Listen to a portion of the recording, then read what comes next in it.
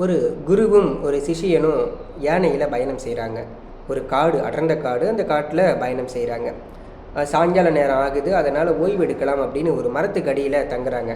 அப்போ குரு சொல்கிறாரு, தம்பி யானையை நீ பத்திரமா பார்த்துக்கோ, அதை கட்டி பத்திரமா பார்த்துக்கோ, அதுக்கு நீ தான் பொறுப்பு அப்படின்னு சிஷியன்ட்ட சொல்கிறாரு. சிஷியன் கொஞ்சம் நேரம் பார்த்தான், அவனுக்கு சோர்வாக இருந்தது. உடனே என்ன பண்ணிட்டான், கடவுளே இந்த யானைக்கு நீ தான் பொறுப்பு, இந்த யானையை நீ பத்திரமா பார்த்துக்கோ அப்படின்னு சொல்லிட்டு அந்த யானையை கட்டாமல் அவன் தூங்க ஆரம்பிச்சிட்டான்.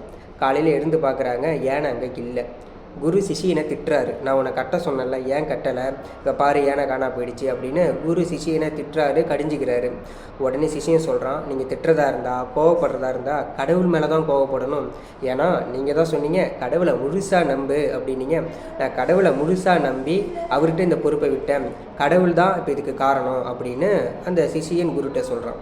உடனே குரு சொல்கிறாரு, அதாவது நீ அந்த யானையை கட்டிட்டு கடவுள்கிட்ட அந்த பொறுப்பு கொடுத்துருந்தீங்கன்னா பரவாயில்ல, அந்த யானையை கட்டாமல் மொத்தத்துக்கும் கடவுள் தான் காரணம் அப்படின்னு கடவுள் மேலே பழிய போட்டால் என்னப்பா அப்படின்னு குரு கேட்டாராம்.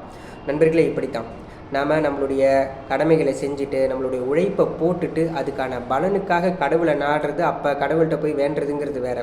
எந்த உழைப்பையுமே போடாமல் எந்த கடமையுமே செய்யாமல் எனக்கு இது வரணும், இது கிடைக்கணும் அப்படின்னு கடவுள்கிட்ட முன்னாடி போய் நின்றுக்கிட்டு எல்லாத்துக்கும் நீ தான் துணையாக இருக்கணும்னு கேட்குறது தவறு. அப்போ முடிந்த அளவு நம்ம நம்மளுடைய உழைப்பையும் நம்மளுடைய கடமையையும் செஞ்சுட்டு கடவுளை நாடலாம். நன்றி.